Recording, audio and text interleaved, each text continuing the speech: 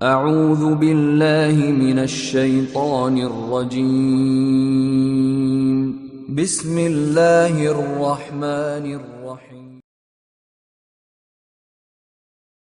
ونستعينه ونستغفره ونعوذ بالله من شرور أنفسنا وسيئات أعمالنا من يهده الله فلا مضل له ومن يضلله فلا هادي له أشهد أن لا إله إلا الله وحده لا شريك له وأشهد أن محمدا عبده ورسوله أما بعد فقد قال الله تعالى في قرآنه الكريم أعوذ بالله من الشيطان الرجيم بسم الله الرحمن الرحيم يا أيها الناس اتقوا ربكم الذي خلقكم من نفس واحدة وخلق منها زوجها وبث منهما رجالا كثيرا ونساء واتقوا الله الذي تساءلون به والأرحام إن الله كان عليكم رقيبا மதிப்புக்குரிய பெரியோர்களே, சகோதரர்களே, தாய்மார்களே, சகோதரிகளே, வாலிபர்களே, பெருநாளுடைய தொழுகையை நாங்கள் எவ்வாறு நிறைவேற்றினோமோ அதே போன்று பெருநாளுடைய ஹுத்பாவையும் செவிமடுத்து செல்வது மிக முக்கியமான ஒரு சுன்னாவாக இருக்கிறது.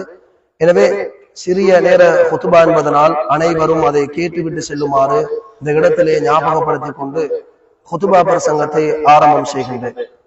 நாம் எல்லாம் புனிதமான ஒரு மாதத்தை அடைந்து அந்த மாதத்தை வழி அனுப்பியவர்களாக ஷவ்வாலுடைய முதலாவது பிறையிலே ஈதுல் ஃபித்ர் என்று சொல்லப்படக்கூடிய நோன்பு பெருநாள் தொழுகையை நிறைவேற்றியவர்களாக பெருநாளுடைய தினத்திலே நபிகள் நாயகம் ஸல்லல்லாஹு அலைஹி வஸல்லம் அவர்களோடு இருந்த சஹாபாக்கள் சொல்லுகின்ற அந்த அறிவிப்பின் பிரகாரம் பெருநாளுடைய நாளிலே முதலாவதாக நாங்கள் முஸல்லாவுக்கு சென்று திடலுக்கு சென்று நாங்கள் தொழுகையை நிறைவேற்றக்கூடியவர்களாக இருந்தோம்.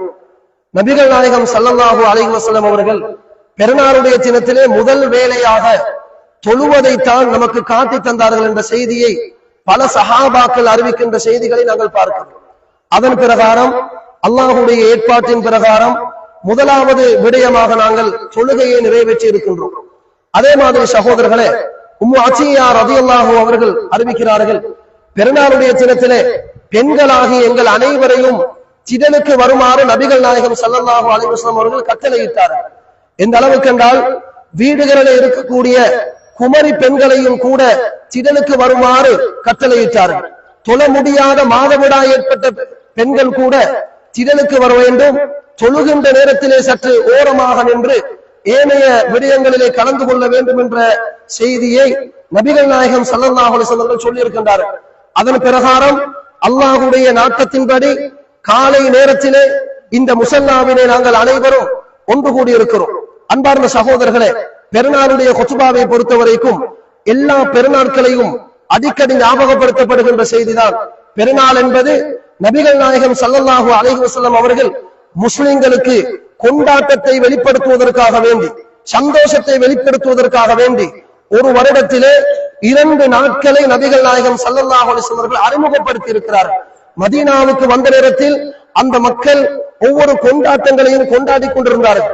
அப்பொழுது நபிகள் நாயகம் ஸல்லல்லாஹு அலைஹி வஸல்லம் அவர்கள் சொன்னார்கள், ஒவ்வொரு கூட்டத்தாருக்கும் ஒவ்வொரு கொண்டாட்ட தினம் இருக்கின்றன.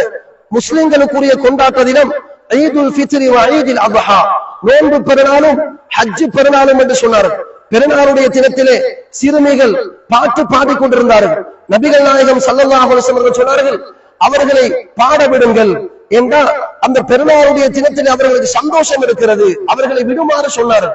எனவே சகோதரர்களே, மார்க்கத்துக்கு முரணில்லாமல், மாற்று மதங்களுக்கு ஒப்பாகாமல், இஸ்லாமிய வரையறைகளை மீறாமல் எங்களுடைய சந்தோஷங்களை வெளிப்படுத்துவதற்கு இஸ்லாம் இந்த பெருநாட்களை எங்களுக்கு தந்திருக்கிறது என்பதை நாங்கள் புரிந்து கொள்ள வேண்டும். அடுத்ததாக சகோதரர்களே, ரமலானுடைய மாதத்திலே 29 நாட்களாக நோன்பை நோட்டதற்கு பிறகுதான் இந்த பெருநாளுடைய தினத்தை நாங்கள் தற்பொழுது கொண்டாடி கொண்டிருக்கிறோம் என்றால் அல்லாஹ்வுக்கு நாங்கள் நன்றி செலுத்த வேண்டும். அந்த பரக்கத்தான மாதத்தை முழுமையாக அடையக்கூடிய பாக்கியத்தை அல்லாஹ் எங்களுக்கு தந்தார். நேரத்துக்கு தொழுதோம், முன்பின் சுன்னத்துக்களை பேணி தொழுதோம், கியாமுல் லைல் தொழுகையில் ஈடுபட்டோம், அதிகமான முறையில தான தர்மங்களை கொடுத்தோம், அடுத்தவர்களுக்கு உதவி செய்தபடி சொல்லி முடியாத அளவுக்கு அந்த ரமலானுடைய மாதங்களிலே நாங்கள் பல இபாதத்துக்களில் ஈடுபட்டோம். அன்புக்குரிய சகோதரர்களே, பெருநாளுடைய தினம் இன்றைய இந்த நேரத்திலிருந்து நாங்கள் ஒரு சபதத்தை ஏற்றுக்கொள்ள வேண்டும் என்று தெரியுமா? இந்த ரமலானுடைய மாதத்திலே எந்தெந்த பயிற்சிகளை ஆண்கள் பெண்கள் எல்லாரும் பெற்றோமோ அதே பயிற்சிகளை எங்களுடைய உயிர் இந்த உலகத்தை விட்டு பிரியும் வரைக்கும் அல்லாஹ்வுக்காக வேண்டி அந்த இபாதத்துக்களில் நாங்கள் ஈடுபடுவோம் என்று நாங்கள் ஒரு சபதத்தை எடுத்துக்கொள்ள வேண்டும். அன்புக்குரிய சகோதரர்களே, அது மாத்திரமல்ல, பெருநாளுடைய தினத்தை பொறுத்தவரைக்கும் நபிகள் நாயகம் ஸல்லல்லாஹு அலைஹி வஸல்லம் அவர்கள் ஒரு பாதையிலே திடலுக்கு வருவார்கள் என்றால் திடலிலே இருந்து திரும்பி செல்லுகிற நேரத்தில் இன்னொரு பாதையிலே மாறி செல்வார்களா?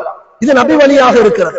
அந்த சுண்ணாவையும் நாங்கள் கட்டாயம் இந்த நாளிலே அமுல்படுத்துவதற்கு நாங்கள் முயற்சிக்க வேண்டும். சகோதரர்களே, பாதையில் காண்கின்ற சகோதரர்கள், திடலுக்கு வந்திருக்கக்கூடிய சகோதரர்கள் ஒருவருக்கொருவர் சலாம் சொல்லி முசாஃபஹா சொல்லி எங்களுடைய அன்பையும் பண்பையும் பரஸ்பரத்தையும் நாங்கள் இந்த இடத்திலே வெளிக்காட்ட வேண்டும்.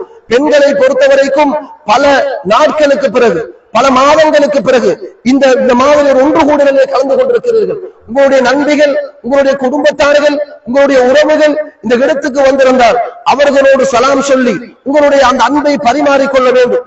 அது மாத்திரமல்ல, பெருநாள் தினத்திலே அதிகமாக ஞாபகப்படுத்துகின்ற செய்தி என்னவென்றால் குடும்ப உறவுகளை சேர்ந்து நடத்தல். எத்தனையோ பிள்ளைகள் தாய் தந்தையர்களை புறந்தள்ளிவிட்டு பெருநாள் கொண்டாடுவார்களாக இருந்தால் அந்த பெருநாளிலே எந்த விதமான பிரயோஜனமும் கிடையாது. தாய் தந்தையர்கள் ஏதோ ஒரு மூலை முடுக்கில இருக்க பிள்ளைகள் தங்களுடைய பிள்ளைகளோடும் மனைவிமார்களோடும் பெருநாளை கொண்டாடுவார்களாக இருந்தால் அது இஸ்லாம் காட்டி தந்த பெருநாள் கிடையாது. எனவே அன்பார்ந்த சகோதரர்களே, பெரியோர்களே, இன்றைய பெருநாள் தினத்திலே தாய் தந்தையர்களை நாங்கள் கிட்டவாக்கி எல்லாரையும் ஒன்று சேர்த்து சகோதர சகோதரிகள், தாத்தா தங்கச்சிமார்கள், குடும்ப உறவுகள் அனைவரும் சகிதமாகத்தான் இந்த பெருநாளுடைய தினத்தை நாங்கள் கொண்டாடுவதற்கு பழகிக் கொள்ள வேண்டும். அது மாத்திரமல்ல சகோதரர்களே, நாங்கள் பிரச்சனை காரணமாக குடும்பத்திலே யாருடனாவது பேசாமல் இருப்போமாக இருந்தால், அவர்களோடு வெறுப்போடு இருக்குமாக இருந்தால், பிரச்சனையோடு இருக்குமாக இருந்தால், பெருநாள் தினத்தை ஒரு சந்தர்ப்பமாக பயன்படுத்தி அவர்களிடத்திலே மன்னிப்பு கேட்டு சலாம் சொல்லி எங்களுடைய உறவை மீண்டும் புதுப்பித்துக் கொள்வதற்கு பெருநாள் போன்ற ஒரு நாள் எப்பயுமே வராது. சகோதரர்களே, நபிகள் நாயகம் ஸல்லல்லாஹு அலைஹி வஸல்லம் சொன்னார்கள், யாருடைய ரிஸ்கிலே விஸ்தீரணம் ஏற்பட வேண்டும் என்று விரும்புறீங்களோ, கூடுதலான காலம் இந்த உலகத்திலே வாழ வேண்டும் என்று ஆசைப்படுறீங்களோ, ஃபல்யஸில் ரஹிமா, குடும்ப உறவுகளை சேர்ந்து நடந்து கொள்ளுங்கள், உங்களுடைய பெற்றோர்களோடு சேர்ந்து நடந்து கொள்ளுங்கள், நானவன்மாரோடு சேர்ந்து நடந்து கொள்ளுங்கள் என்று ரசூலுல்லாஹி ஸல்லல்லாஹு அலைஹி வஸல்லம் சொல்றார்.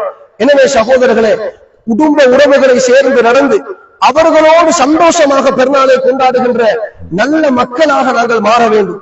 அதே நேரத்தில் பெருநாளுடைய தினத்திலே இன்னும் ஒரு விடயத்தை ஞாபகப்படுத்திக் கொள்கின்றேன். நாங்கள் சமூகமாக வாழ்கிறோம். இந்த நாட்டிலே சிறுபான்மை முஸ்லிம்களாக வாழக்கூடிய ஒரு சந்தர்ப்ப சூழ்நிலை நமக்கு இருக்கிறது. இலங்கை நாட்டை பொறுத்தவரைக்கும் நான் நினைக்கிறேன் உலகம் முழுவதுமே இன்றைக்கு பெருநாள் கொண்டாடப்படுகிறது. இந்த நாட்டிலே சகோதரர்களே, முஸ்லிம் சமூகங்களுக்கு மத்தியில் கருத்து வேறுபாடுகள் இருக்கலாம், ஃபிக்ஹ் மசாலாக்களிலே பிரச்சனைகள் இருக்கலாம். எது இருந்தாலும் நாங்கள் எல்லோரும் கலிமா சொன்ன முஸ்லிம்களின் அடிப்படையில் ஊர் ஒற்றுமையோடு இன ஐக்கியத்தோடு மாற்று மத சகோதரர்களோடும் ஒற்றுமையாக பிரச்சனைகள் இல்லாமல் விட்டு கொடுப்புகளுடன் நாங்கள் வாழ்வதற்கு பழகிக் கொள்ள வேண்டும் என்ற விடயத்தையும் இந்த இடத்திலே ஞாபகப்படுத்திக் கொள்கின்றோம். முஸ்லிம்களாகிய நாங்கள் எங்களுடைய செயற்பாடுகளை அடுத்தவர்களுக்கு காட்டுவதன் மூலம் அவர்களை இஸ்லாத்தின்பால் அழைப்பதற்கும் இஸ்லாமிய மார்க்கத்தின் மீது ஒரு ஈர்ப்பை ஏற்படுத்திக் கொள்கின்ற முகமாகத்தான் எங்களுடைய நடவடிக்கைகள் அமைய வேண்டும் என்பதையும் இந்த இடத்தில் ஞாபகப்படுத்திக் கொள்கின்றேன். அடுத்ததாக சகோதரர்களே, ரமலானுடைய மாதத்தில பல பயிற்சிகளை நாங்கள் பெற்றிருக்கிறோம், பல விடயங்களை படித்திருக்கிறோம். அதிலே மிக முக்கியமான ஒரு விடயம், இந்த உலகத்திலே நாங்கள் நிம்மதியாக வாழ்ந்து மறுமை நாளிலே எந்த விதமான பிரச்சனைகளும் இல்லாமல் சுவர்க்கத்துக்கு போக வேண்டுமாக இருந்தால் அல்லாஹ்வுக்கு இணை வைப்பது முற்றிலுமே தடை செய்யப்பட்டிருக்கிறது. எந்த காரணம் கொண்டும் ஷிர்கான காரியங்களில் நாங்கள் ஈடுபடக்கூடாது. அல்லாஹ்வுக்கு சமப்படுத்துகின்ற மாதிரி யாரையும் அந்த இடத்தில் கொண்டு போய் வைக்க கூடாது. அல்லாஹ் தஆலா குர்ஆனில் சொல்கிறான், மை யுஷ்ரிக் பில்லாஹ், யார் அல்லாஹ்வோடு சமப்படுத்தி யாரை கொண்டு போய் வைத்தாலும் ஃபக்கத் ஹர்ரமல்லாஹு அலைஹில் ஜன்னah, இணை வைக்கிறவங்க ஷிர்க் வைக்கிறவங்களுக்கு அல்லாஹ் தஆலா சுவர்க்கத்தை ஹராமாக்குகின்றான். வமஅவாஹுன் நார், அவங்க நரகத்துக்கு தான் போகும். நபிகள் நாயகம் ஸல்லல்லாஹு அலைஹி வஸல்லம் அவர்களை பார்த்து அல்லாஹ் என்ன சொல்றான் தெரியுமா? லஇன் அஷ்ரக்த லயஹ்பதன் அமல், நபியே நீங்க தான் ஷிர்க் வைத்தாலும் உங்களுடைய இபாதத்துகள் உங்களுடைய அமல்கள் எல்லாம் அடிபட்டு போய்விடும். பல தக்கூனன்ன மினல் ஹாசிரீன், அப்ப நீங்களும் நஷ்டவாளியாக ஆகிடுவீங்க. நபியை பார்த்தே அல்லாஹ் சொல்கிறார் என்றார். நாங்களும் நீங்களும் சகோதரர்களே, தாய்மார்களே, எந்த காரணம் கொண்டும் எந்த பிரச்சனை வந்தாலும் நாங்க அல்லாஹ்வுக்கு இணை வைக்கிறது, ஷிர்க் வைக்கிறதுல போய்விடக் கூடாது. அதே மாதிரி அந்நிய மாற்று மத கலாச்சாரங்களை இஸ்லாம் தவிர்க்கின்ற, தவறு நடந்து கொள்ளுமாறு சொல்லுகின்ற கலாச்சாரங்களை நாங்கள் இஸ்லாமிய கலாச்சாரங்களாக இருக்கக்கூடாது. இன்றைக்கு பார்க்கிறோம், சுதந்திரம் என்ற பெயரிலே முஸ்லிம், குறிப்பாக பெண்களை பொறுத்த வரைக்கும் எல்லாரும் டிரெஸ் பண்ற மாதிரி நாங்களும் கொடுக்கணும், எல்லாரும் நடக்கிற மாதிரி நாங்களும்